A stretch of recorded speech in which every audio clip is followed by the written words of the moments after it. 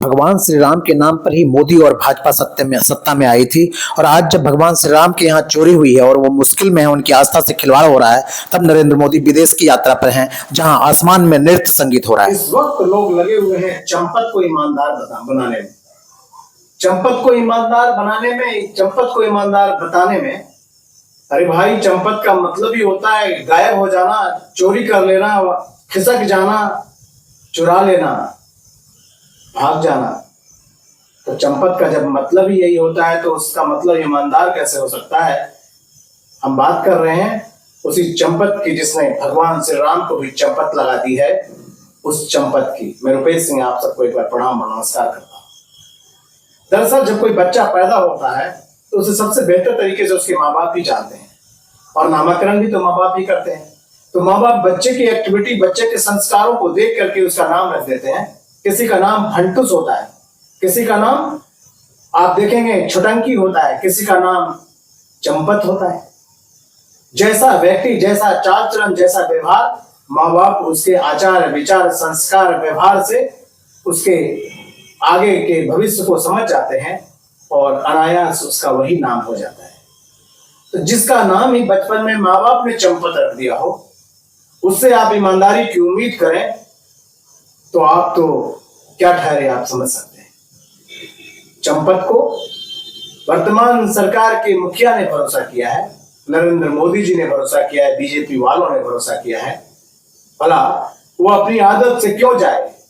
आप लाखों हजारों लोगों में, गांव में कई गांव ढूंढ लें, एक चंपत नहीं मिलेगा नाम वाला व्यक्ति जिसका बचपन ही चंपत नाम से आगे बढ़ा हो, जिसके माँ बाप भी उसको चंपत कहते हो।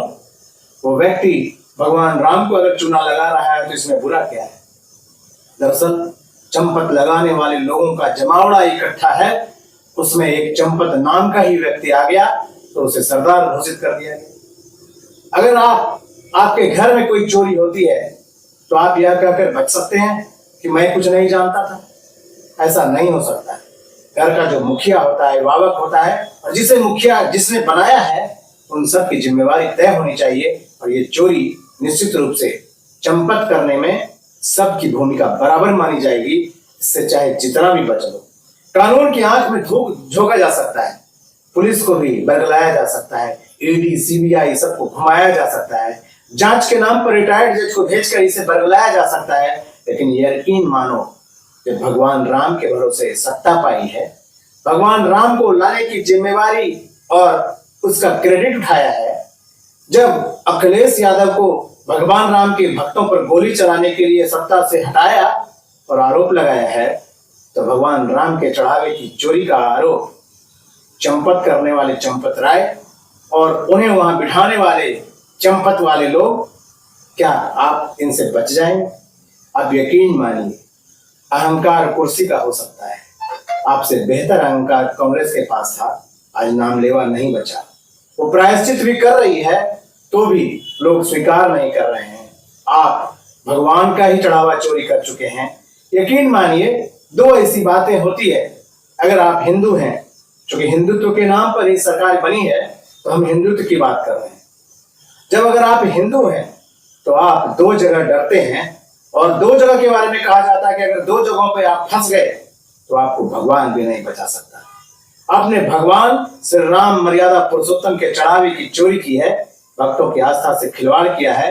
किसी ने भूखे रह करके अपने घर के अनाज को बेच करके भगवान श्री राम के दरबार में उनके आगमन पर राम आए हैं कहकर गाते हुए वहां चढ़ावा चढ़ाया था, जिसे आप खा गए और आपके शागिर्दों ने अपने गर्लफ्रेंड को दे दिया।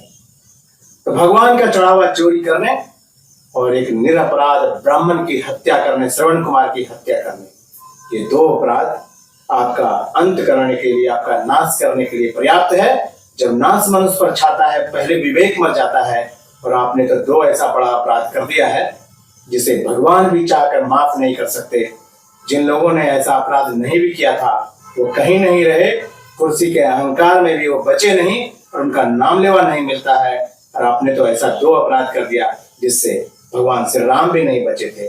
भगवान श्री राम के दरबार में चोरी, और जिस अपराध की सजा भगवान श्री राम ने 14 वर्ष वनवास के रूप में भोगी थी, वो श्रवण कुमार की हत्या।